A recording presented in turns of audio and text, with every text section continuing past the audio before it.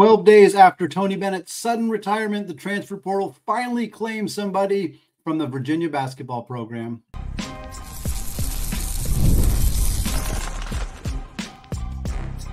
You are Locked On College Basketball, part of the Locked On Podcast Network. Your team every day. What's up, folks? Happy Wednesday, and welcome into the Locked On College Basketball Podcast, a daily national college hoop show, part of the Locked On Podcast Network, your team every day.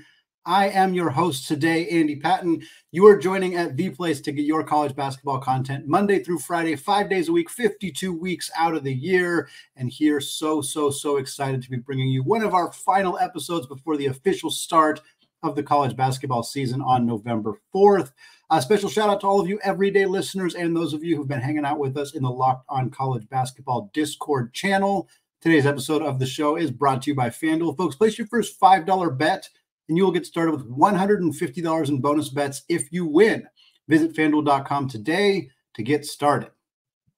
Well, we're talking about a big-time move for Virginia. A key off-season addition for the Cavaliers has entered the transfer portal following the surprise retirement of Tony Bennett. We're going to talk about that, what it means for Virginia, and if there's going to be any more moves of this nature coming up. We also got 4 mid-major teams that I believe have a real shot of being ranked at some point during the upcoming college basketball season. We'll tell you who they are and why we believe that coming up later in the show. We start with the big news of the day, news that maybe we anticipated or at least knew could potentially happen. Jalen Warley, a Florida State transfer, rising senior, has entered the transfer portal out of Virginia. Of course, this comes after Tony Bennett's surprise retirement last week or 2 weeks ago at this point. A surprise decision at that point, so close to the start of the college basketball season. We hear Bennett, a longtime legendary college basketball coach, of course, a national championship winner, one of the best in the business, called it quits just a couple weeks before the college basketball season began. We talked about it on the show as kind of a reminiscent of the decision that was made for Wisconsin when Bo Ryan retired. That was actually in the season and, of course, pre-transfer portal era. It allowed Greg Gard to step in and replace him and kind of shepherd the program into the Greg Gard era, as you were. And with Tony Bennett, that was the plan here. He steps down. It's very late in the offseason. The school year has already started. The basketball season's a couple weeks away. And the plan was, okay, it's now Ron Sanchez's team, the former Charlotte head coach who'd been under Bennett, working for Bennett for a really long time. And it seemed like this was the plan. This was the plan. We don't know at what point Tony Bennett actually decided he was planning to retire. Maybe he really did kind of weigh the pros and cons right up until the last moment. But there's kind of a general expectation that one of the factors in terms of that timing was trying to prevent a huge roster implosion, which would really put whoever took over the program, in who he wanted to be Ron Sanchez all along, in a bad spot. And we saw that. I mean, obviously, Bob Huggins' situation was far different in the sense that he did not voluntarily retire. But when Josh Schertz was kind of handed a program that everybody left, it was at a time in the offseason where it was really rough to rebuild the roster. And Schertz did not have success at West Virginia last year, and then he ended up getting let go. And I know Bennett did not want that to happen to his friend and longtime colleague, Ron Sanchez. So timing it this way so that that wouldn't happen was I think, part of the intention here. But again, every time a coach leaves, whether they get fired, whether they choose to leave, whether they get dismissed, whatever it may be, players have a 30-day window to enter the transfer portal. And Jalen Warley is opting to utilize that 30-day window to enter said portal. Now, because of the timing, he is not looking to transfer right now, join a new program, and play this college basketball season. That is not feasible. That is not realistic.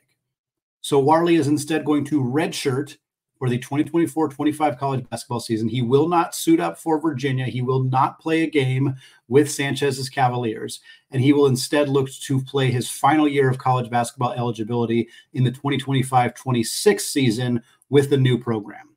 This is a huge blow for this program, for this team, for Coach Sanchez. Warley's a 6'7" wing. He's a multi-positional defender. He was a really good fit, in particular in Tony Bennett's system. But again, Sanchez, we've seen him be a head coach. He was one for about a half decade at Charlotte, led them to a CIT or CBI championship. It's a similar system. And Warley's length, his versatility, especially on the defensive end of the floor, was really going to be valuable for this team. Again, Warley spent the first 3 seasons of his career at Florida State. Last year for the Noles, he averaged 7.5 points, 2.8 assists, 2.6 rebounds, and 1.3 steals per game. He's not an effective shooter. He took 7 3-point attempts last year. Just not an area of his game that is really impactful whatsoever. He's about 43% on 2-pointers. So again, he's not a super efficient scorer, but he's a fantastic defender who was competing for a starting spot on this Virginia roster. He was part of a quality 5-man transfer portal class that Bennett and Sanchez and company brought to Virginia. It included TJ Power from Duke, Day Ames from Kansas State, Elijah Saunders from San Diego State, and big man Carter Lang from Vanderbilt. Again, Warley was one of the prizes of that group.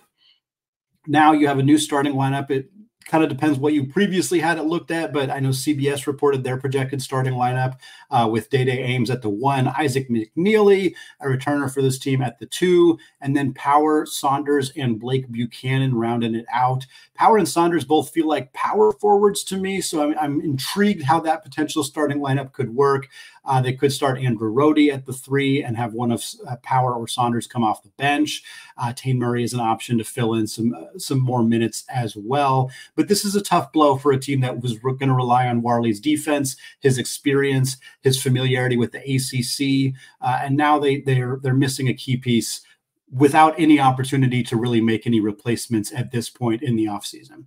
And folks, there's still 18 days where players from this Virginia team can choose to enter the transfer portal. Again, it is a rough time to do so, and it would be difficult, and players would probably have to do what Warley is doing and opt to redshirt this season while still being enrolled at Virginia and playing somewhere else next season. I don't know if we're going to see anybody else do that. After 10 days of Tony Bennett being retired and nobody doing it, I don't think people expected anybody was going to enter the transfer portal, and that Bennett would effectively get his wish, which is to allow Ron Sanchez to take over the program without having to go through a situation where he's replacing key players and doesn't have the pieces that he was expected to have. It's already not the case with Warley out the door. We'll see if others follow suit. It seems unlikely there's going to be like a mass exodus of a whole bunch of players out the door, but 1 or 2 more could be really devastating, more devastating than this already is for Coach Sanchez as he attempts to kind of secure the opportunity to be this program's head coach outside of this season. Rough situation for Virginia. We'll keep you monitored on if anything else changes here, and we'll see what happens with Warley and where he ends up for his final season of eligibility in 2025-26. Folks, moving on here, a pair of 12 seeds from last year's NCAA tournament are set to be among the best mid-major teams in the entire country. And we're going to talk about whether either of them could end up in the top 25 this year, coming up in just a second. Right after I tell you folks about Game Time, we are less than 1 week away from the start of the college basketball season. There is nothing better than the atmosphere you get at college hoops. The anticipation of what's about to happen, the energy of the crowd, the unexpected coming to life, thrilling wins, agony of defeat, all that good stuff. And thankfully, there's a ticketing app called Game Time that helps you get great tickets at a great price, and not even just for sports. You can get tickets for music, for comedy, for theater, anything that you want to go to. And great news, folks, when you're getting tickets for this year, Game Time has this new feature called Game Time Picks that makes getting tickets for your favorite live events even easier. Game Time Picks filters out the fluff to show you only incredible deals on great seats so that you do not have to waste your time searching through thousands of different tickets. And whether it's Game Time's ticketing coverage, their lowest price guarantee, or the panoramic views from your seat in the app feature, Game Time has you covered. Since we're talking Virginia basketball, they got a little pre-Christmas action in Charlottesville between the Cavs and Memphis Tigers, December 18th at the John Paul Jones Arena. Game Time's got tickets for $45 a piece. Check them out if you haven't already. And folks, you can take the guesswork out of buying tickets with Game Time by downloading the Game Time app now, create an account, and using code LOCKEDONCollege, and that'll get you $20 off your first purchase. Again, create an account, redeem code LOCKEDONCollege for $20 off your first purchase. Terms do apply. Download the Game Time app today. Last-minute tickets, lowest prices, guaranteed. All right, folks, segment 2 here, and we got 4 mid-major basketball programs we're going to discuss here. 2 in this segment, 2 to close out the show that we believe could end up in the top 25 at some point this season. Isaac and I talked about it when the first AP poll came out a few weeks ago. There's only one team that's not in a power conference that was ranked inside the top 25. That was, of course, the Gonzaga Bulldogs, who were ranked number 6. And in a couple of years, the Zags will be in the Pac-12. We'll see if we consider that Pac-12 a power conference or not, but it's rare to have a season where there's very few teams from the non-power conferences ranked in the top 25. Part of that, at least recently, has been the success of Houston until they were in the Big 12. They were constantly in the top 25 as a member of the American Athletic Conference. Memphis has frequently been in the top 25, but is not heading into this year. And same with San Diego State. So those teams being a little bit down, Houston being in a power conference is part of the reason that we're just looking at Gonzaga. But last year we saw James Madison sneak into the top 25. There was a handful of other teams. I think Indiana State snuck into the top 25. We've seen it pretty much every year. Some mid-major teams that are off to super hot starts or that just refuse to lose throughout the season end up in the top 25. Here are 4 that we think are going to do it this year. We'll start with the 12 seed last year out of the Western Athletic Conference, Bryce Drew's Grand Canyon Lopes. They were 30-5 last year, 17-3 in the WAC. Like we said, earned a 12 seed in the tournament. Not only earned a 12 seed, they advanced. They took down another mid-major team in St. Mary's, the Gales. Took down St. Mary's, the 5 seed, and then lost to Alabama, the 4 seed. And frankly, they played Alabama closer than just about anybody did last season. Really close game against the Crimson Tide. Struggled down the stretch. I think Bryce Drew did some things that maybe if they'd done a little differently, they might have been able to pull off a really big upset, change the entire course of that NCAA tournament if they'd been able to knock off Alabama that early. Regardless, very successful season. Grand Canyon never snuck into the poll. They did get some preseason votes this year, so we'll see if they're able to do it because they had a fantastic offseason. We'll talk about it with a few other players here, but a great quote that I'll attribute to Trilly Donovan on Twitter. I don't know if he came up with it, but sometimes the best gets are the ones you already had. And I think a lot of people will focus on, look how many shiny new players this team got in the transfer portal or freshmen this team added. But sometimes it's just getting guys back. And Tyon Grant-Foster is one of the most notable examples of that in all of college basketball. Grand Canyon's season is dependent on Grant-Foster, and he was excellent last year. 20 points per game, 6.1 rebounds.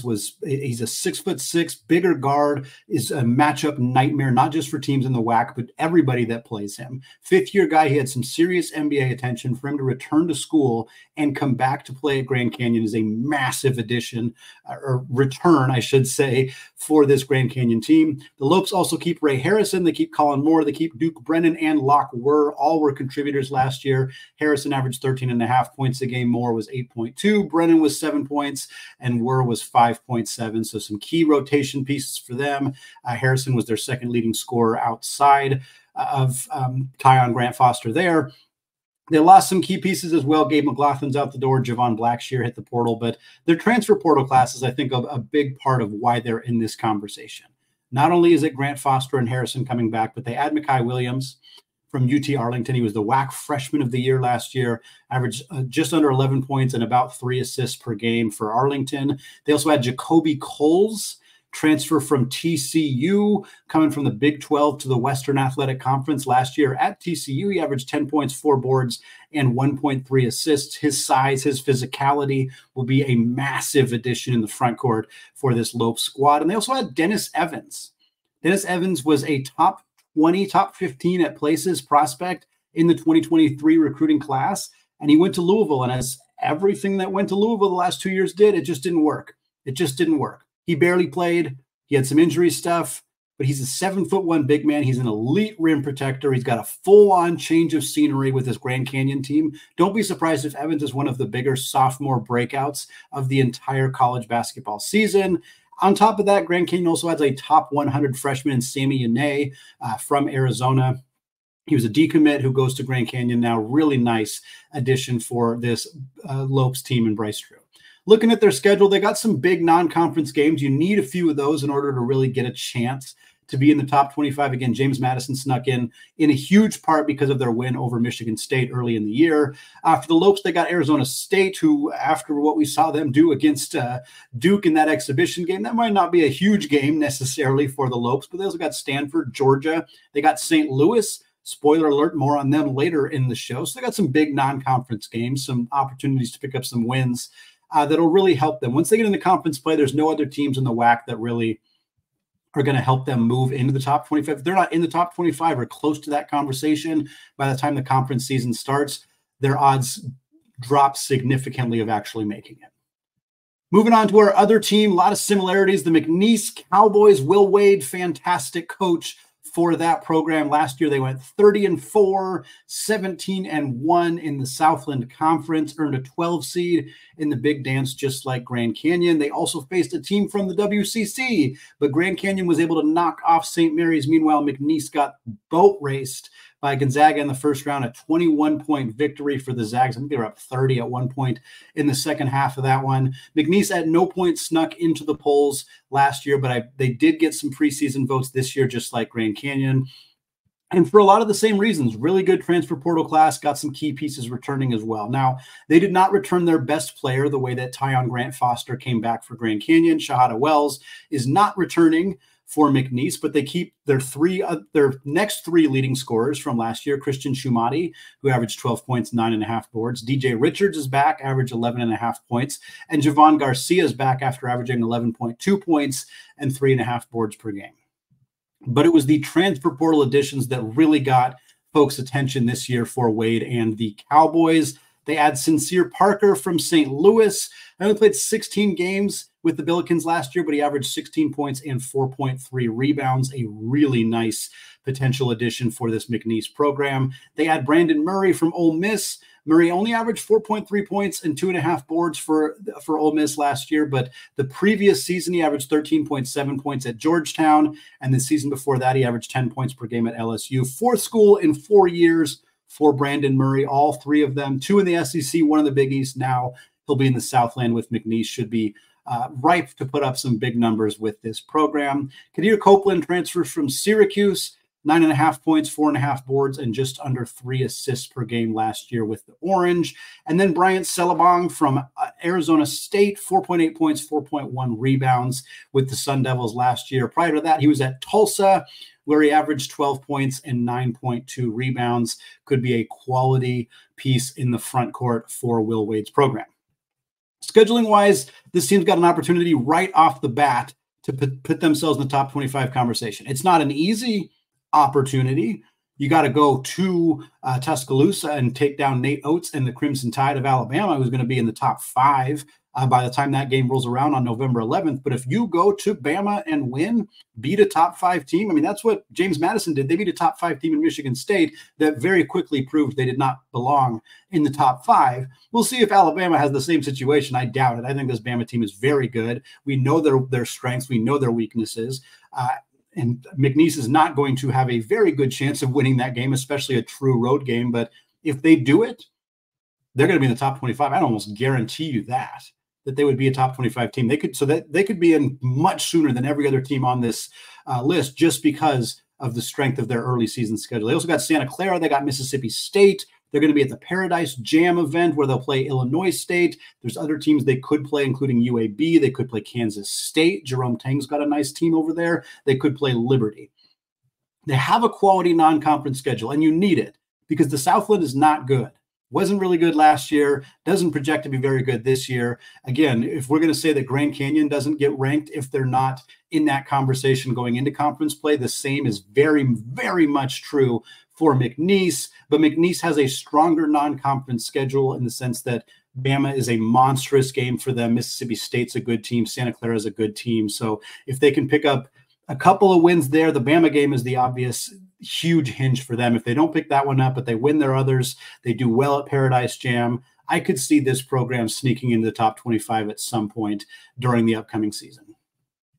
Well, folks, the A10, usually good for at least a team or two competing for a spot in the top 25 throughout the season. We're going to talk about 2 non-Dayton teams that could do it this season coming up here in just a second.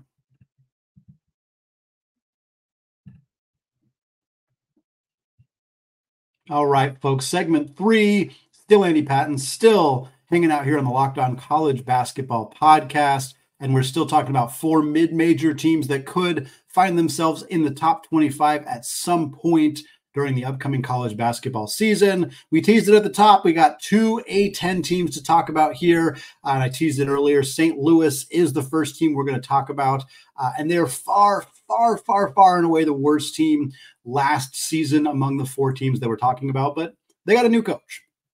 The Billikens 13-20 last year, 5-13 in the A-10, which was good for 13th place in that conference. Travis Ford out the door at the end of the season, and they're able to hire Josh Schertz. Josh Schertz was the coach of the Indiana State team last year that was one of those mid-major teams that ended up in the top 25. Indiana State was fantastic, deserved a spot in the NCAA tournament, did not get it, instead went on a deep run in the NIT before falling to Seton Hall in that championship game. A lot of folks thought Schertz would be a candidate for a high major job. Many jobs opened this season. West Virginia was open, Oklahoma State was open, Vanderbilt, as well as some of the bigger schools like Louisville, Kentucky, Arkansas, etc. But Josh Schertz instead takes over for Travis Ford at St. Louis. And again, some folks felt that he might end up somewhere else, but this is a St. Louis program that's had plenty of success, and the A-10 is one of the best non-power conferences in college basketball. And Schertz is prepared to get this team back in the mix as one of the better teams in this conference right away. And he did it by bringing 2 of his best players with him from that Indiana State Sycamores team, headlined by Kareem Abdul-Jabbar, as they call him, Robbie Avila, a fantastic, versatile front court player. Avila averaged 17.5 points, 6.6 rebounds, 4.1 assists last year for the Sycamore. Shot 62% on 2-pointers, 39% from 3. This dude can do a little bit of everything. He can shoot, he can pass, he can put the ball on the deck, he can score multiple different ways. There is no doubt in my mind that he can be that level of impact in the A-10. Strong candidate for A-10 Player of the Year, a dark horse candidate for All-American. I'm not quite sure I'm ready to project him there, but it wouldn't surprise me if he's in that conversation at the end of the season. Schertz also brings Isaiah Swope from the Sycamores to St. Louis. Swope averaged just under 16 points, about 3 boards, and 2.1 assists per game last year. Also a quality defensive player, 1.3 steals per game. They also made some other additions in the transfer portal that were not just following Coach Schertz from Indiana State. Kalu Anya, Kobe Johnson, AJ Casey, and Josiah Dotzler. Kalu Anya comes from Brown in the Ivy League. He was a very versatile player, did a little bit of everything. A little under 10 points a game, 7.5 boards, about 2 assists, 1.2 steals, and 1 block. Like I said, he's the kind of guy you'd want on your fantasy college basketball team, doing a little bit of it all. Kobe Johnson, this is not the Kobe Johnson who went from USC to UCLA. This is Kobe Johnson who comes from West Virginia, averaged 6 points, 2 rebounds, and 2.2 assists last year.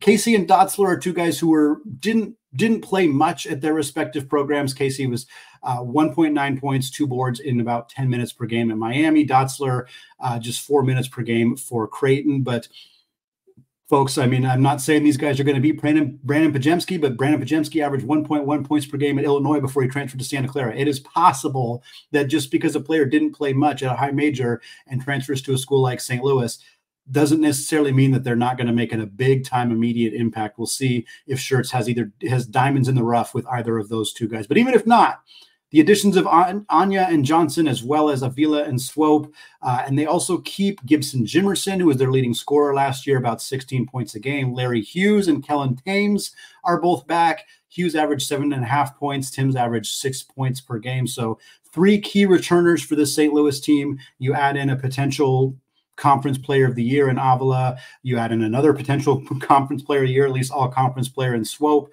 This is going to be a good team. Schedule is probably the biggest thing that could hold this team back.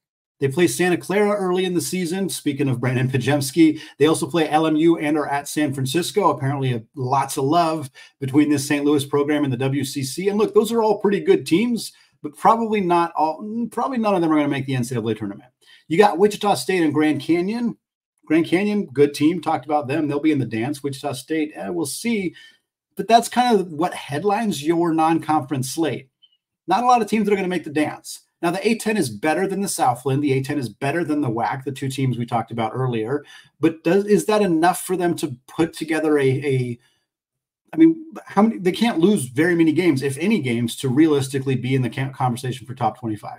I think it could happen. I think it could happen with the strong non-conference slate and playing well in conference play, but the pathway is a little bit tougher for a team like St. Louis. Last but not least, VCU is our other team here. Again, we said non-Dayton teams in the A-10. I think folks who follow the conference probably had a good guess of where we were going here. VCU was 24-14 last season, 11-7, which was fourth in the A-10 under Coach Ryan Odom. They missed the NCAA tournament. They played in the NIT where they beat Villanova and South Florida, lost to Utah,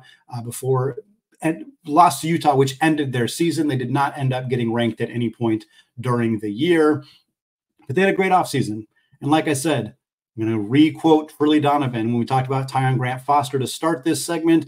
We're also going to talk about Max Shulga, because Max Shulga, he was at Villanova. He committed. He was going to Villanova. He started moving in to campus and then decided, you know what? I actually don't want to leave VCU. I want to go play for Coach Odom, who'd played for his entire career. I would rather go back to VCU and play in the A-10 than play here at Villanova. So he did. Huge player to get back for the Rams. 14 points, 4.5 boards, 3.5 assists per game last year. They also keep Zeb Jackson, Christian Furman, and Alfonso Billups. Jackson averaged 11.5 points, 4.5 boards, and 3.3 assists last year. Furman averaged 5.2 points and 4 boards. Billups 4.9 points and 1.2 rebounds. So key depth pieces for them, as well as 2 key starters coming back in Shulga and Zeb Jackson. Didn't have as big of a transfer portal class as a lot of the other teams we're talking about here, but 2 really quality players joining Ryan Odom's team in Jack Clark from Clemson and Philip Russell from UT Arlington, neither transferring in the A-10, but both previously with experience in the A-10 conference. Clark averaged about 5 points and 5 boards per game last year for the Tigers, also 1.5 assists. Prior to his time at Clemson, he spent 3 years at LaSalle in the A-10. So he has experience with the conference. He now has high major experience at Clemson, where he was productive, not elite, but productive. That's a nice player to have in your system, a veteran guy like that. And then Philip Russell, last year at UT Arlington, 15 points, 4.5 assists, 2 rebounds, shot 38% from 3. Prior to being at Arlington, he was at SLU, St. Louis. So again, more experience in the A-10. He was also at Southeast Missouri State, where he averaged 18 points a game. So he's been the dude. He's been a double-digit, 15-plus point per game scorer. He's also been in the A-10. So having Clark and Russell join the mix with Shulga, with their other returners in Jackson and Furman and Billups, this team's ready to roll. Ryan Odom is a great coach. He was at UMBC when they upset Virginia. He turned around a Utah State team in a couple of years and got them into the NCAA tournament. He was great last year in his first year at VCU. He's a great coach. He's got a great roster, and they have a solid schedule. And I think that's what gives them the advantage over an SLU in the sense of getting into the rankings. They're playing Boston College, who is not great, but they are a power team. They're playing Seton Hall, who will see what they look like under Shaheen Holloway. They'll play either Vanderbilt or Nevada, depending on how that game against Seton Hall goes. They also have games against Mountain West schools, Colorado State at home and at New Mexico. A lot of teams in that group should make the tournament. Boston College probably won't. Seton Hall, they're a bit of a dark horse. Nevada probably does. Colorado State probably does. New Mexico probably does. You beat any of those teams, you beat 2 of those 3 teams, you don't lose any of the other ones. That's a resume that's going to get you in the conversation as a top 25 team, assuming you do well in the A-10. And that's the case. If you drop your games to Dayton, you drop your games to SLU, somebody else sneaks up and tags you, then yeah, you might be in trouble. But there is a path, a not too hard to envision path, where VCU is in the top 25 and potentially there for multiple weeks this season. Seeing just one team to start the year in the top 25 that's not in a power conference, it's clear that that won't be the case. Whether it's any of these 4 teams, whether it's some of the more quote-unquote obvious candidates like Boise State or San Diego State from the Mountain West, I didn't formally decide to not do Mountain West schools, but it decided informally to not have them in the conversation. Same with St. Mary's, who could be in that mix as well. Maybe it'll be somebody we're not talking about. Princeton is a team getting some attention. You want to go really off the rails. High Point got a vote by the AP voters in the top 25. They're a team that is expected to be very good this year. Maybe UAB gets into the mix as well. Who knows? But it's going to be fun to see who are those teams. I don't remember. I don't know if we did a show exactly like this last season, but I can promise you if we did, we didn't talk about James Madison And yet there they were in the top 25 for huge chunks of the season. Looking forward to seeing what team that is this year, if it's one of these four or not. But that is going to wrap it up for me today here on the Locked On College Basketball Podcast. Folks, thank you so much for making this show your first listen or your first watch of the day. I'll be back on Thursday with our guy Leaf Tulane doing our last team preview of the offseason. Isaac and I will be with you on Friday for bold predictions, and then we are getting you ready for the actual season next week, previewing Gonzaga, Baylor, Texas, Ohio State, and the other big-time matchups coming your way on the opening day Monday. Thanks again for listening, folks, and until next time, as always, peace out.